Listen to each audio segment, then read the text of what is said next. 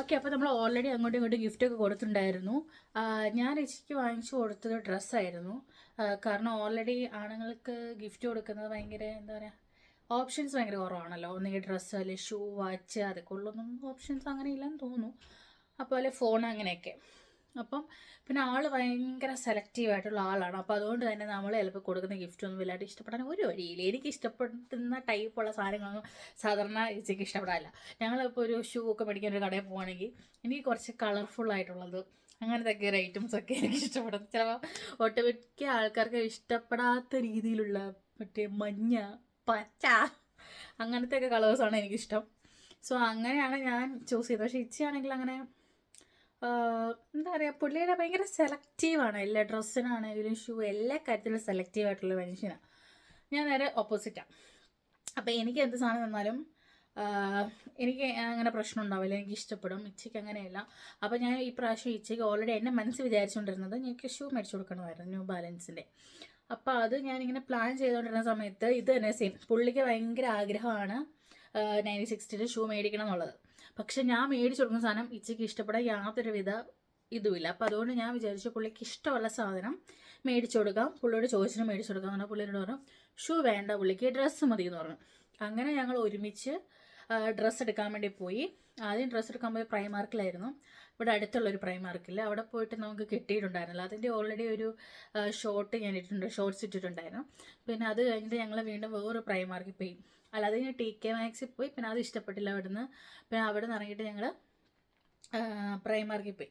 അപ്പോൾ അതിന് മുമ്പ് ഇവിടെയുള്ളൊരു TK മാക്സിൽ പോയപ്പം അവിടെ നിന്ന് ഒരു ഡ്രസ്സ് എടുത്തിട്ടുണ്ടായിരുന്നു. അത് പുള്ളിക്ക് ഇഷ്ടപ്പെട്ടിട്ടുണ്ടായിരുന്നു. പുള്ളി എന്നെ സെലക്ട് ചെയ്തതാണ് കേട്ടോ. പിന്നെ അതിനുശേഷം ഞങ്ങൾ വീണ്ടും രണ്ടാമത് പോയ സ്ഥലത്തെ പ്രൈമാർക്കിൽ പോയപ്പം പുള്ളിക്ക് ഇഷ്ടപ്പെട്ടു. അപ്പം എന്താ അത്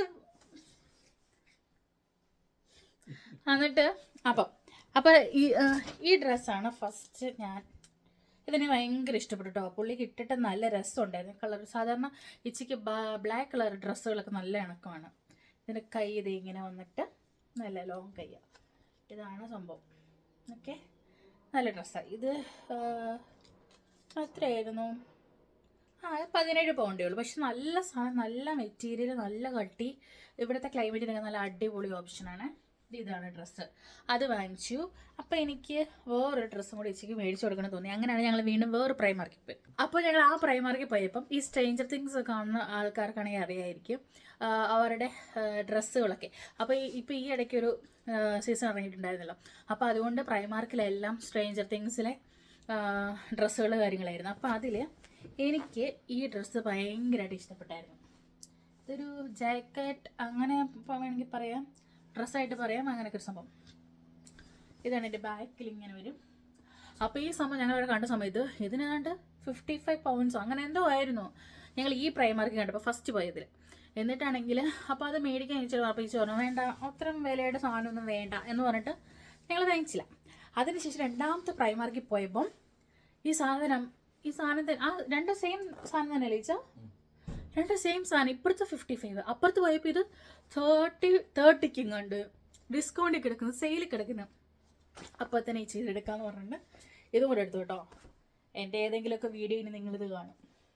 കാരണം നമുക്ക് എത്ര ഡ്രസ്സ് ഉണ്ടെന്ന് പറഞ്ഞാലും നമുക്കിങ്ങനെ കിട്ടിയമാരുടെ ഡ്രസ്സ് ഇടുമ്പോൾ കിട്ടുന്ന ഒരു സന്തോഷം അത് വേറെ ഒന്നിലും കിട്ടത്തില്ല.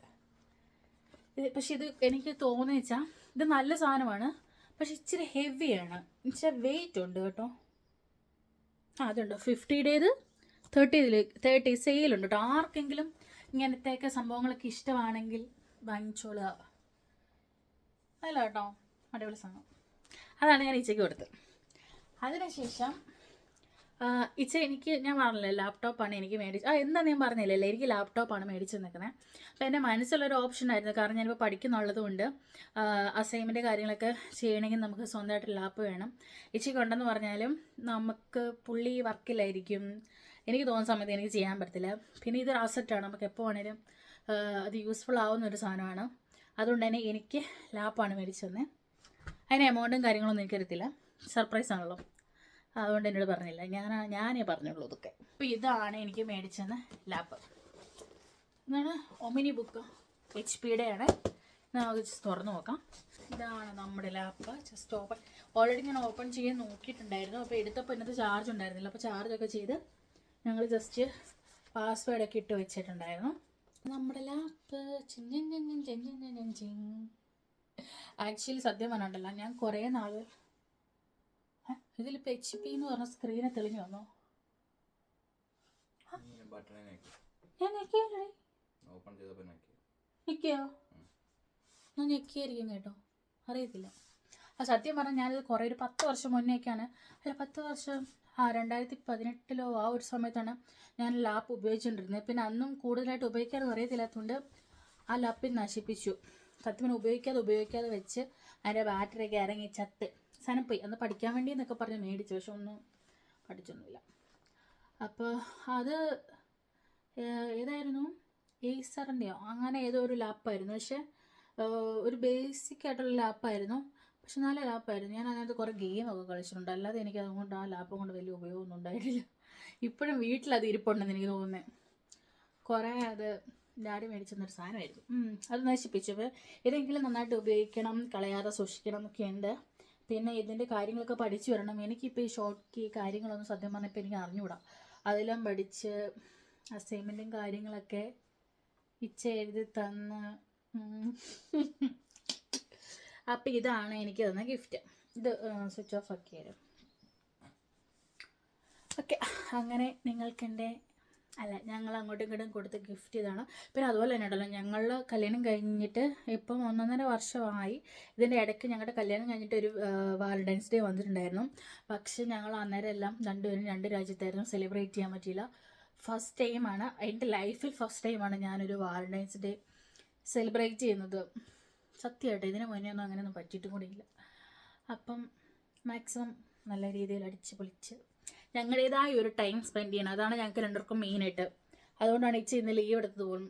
പുള്ളിക്ക് ഇഷ്ടമുള്ളപ്പോൾ ലീവ് എടുക്കുക അങ്ങനെയൊക്കെ. അപ്പം ഞങ്ങളങ്ങനെ നമുക്ക് എന്തെങ്കിലും ഒരു ഒരുമിച്ച് ഞങ്ങൾക്ക് തന്നെ സ്പെൻഡ് ചെയ്യേണ്ട ഒരു സമയം അങ്ങനെ ഇതൊക്കെ തോന്നുന്നത് ഞങ്ങൾ ആ ഒരു സമയത്ത് ലീവ് എടുത്തൊക്കെ ഇരുന്ന് അങ്ങനെയൊക്കെയാണ് ഞങ്ങളുടെ കാര്യം. എല്ലാവരും ഇങ്ങനെയൊക്കെ തന്നെ ആയിരിക്കും കേട്ടോ. അപ്പോൾ ഇനി ഞങ്ങൾ കുറച്ച് TV ഒക്കെ കണ്ട് റിലാക്സ് ചെയ്തിരുന്നിട്ട് ഉച്ചയ്ക്ക് ഇനി ഫുഡ് കഴിക്കാൻ നേരത്ത് കാണാം കേട്ടോ. കുറേ നേരം TV കണ്ടു, വീട്ടിലേക്ക് ഫോൺ വിളിച്ചു, ഫ്രണ്ട്സിനെ വിളിച്ചു. എല്ലാത്തിനു ശേഷം വിശക്കാൻ തുടങ്ങി വീണ്ടും. ഇപ്പോൾ ഉച്ചയായിട്ടോ, 1:30 ഒരു സമയം വരെയായി. അപ്പം നമ്മൾ എന്തെങ്കിലും ഫുഡ് ഉണ്ടാക്കണമല്ലോ. അപ്പോൾ ലൈറ്റായിട്ട് ഫുഡ് ഉണ്ടാക്കാനാണ് നമ്മൾ പ്ലാൻ ചെയ്തേക്കുന്നത്. അതുകൊണ്ട് അനീച്ച പറഞ്ഞു രാവിലെ നെയ്യിൽ ഫുഡ് ഉണ്ടാക്കിയേക്കുന്നത് ഉച്ചയ്ക്ക് ഞാൻ ഉണ്ടാക്കി തരാമെന്ന് പറഞ്ഞിട്ട് മഷ്റൂം ഓംലേറ്റ് ഉണ്ടാക്കാൻ പോയിട്ടുണ്ടേ. മഷ്റൂം ഓംലേറ്റ് അതെന്ത് പറഞ്ഞപ്പോൾ മിക്സ് ആയി. അപ്പോൾ അതുണ്ടാക്കാൻ വേണ്ടി പോയി. ആ സമയത്തിനുള്ളിൽ ഒരു കൊട്ട തുണിയുണ്ട് ഇവിടെ മടക്കാൻ. ഡ്രയറിനകത്ത് എടുക്കുമായിരുന്നു കേട്ടോ. തുണികളെല്ലാം ഇനി മടക്കി വെക്കണം. അപ്പോൾ ഞാൻ തുണികളെല്ലാം മടക്കി സെറ്റാക്കി വെക്കുന്ന സമയത്ത് നമുക്ക് മഷ്റൂം ഓംലേറ്റും കൊണ്ടുവരും കേട്ടോ. അപ്പോൾ അത് കാണിക്കാൻ വരുമ്പോൾ. അപ്പോൾ ഇതാണ് ഉണ്ടാക്കിക്കൊണ്ട് വന്ന ഫുഡ്. ഇതിൻ്റെ റെസിപ്പി ആർക്കെങ്കിലും വേണമെങ്കിൽ ഒന്ന് പറഞ്ഞാൽ മതിയേ. അപ്പോൾ ഇനി നമുക്ക് നെക്സ്റ്റ് പാർട്ടിൽ കാണാം. ബൈ.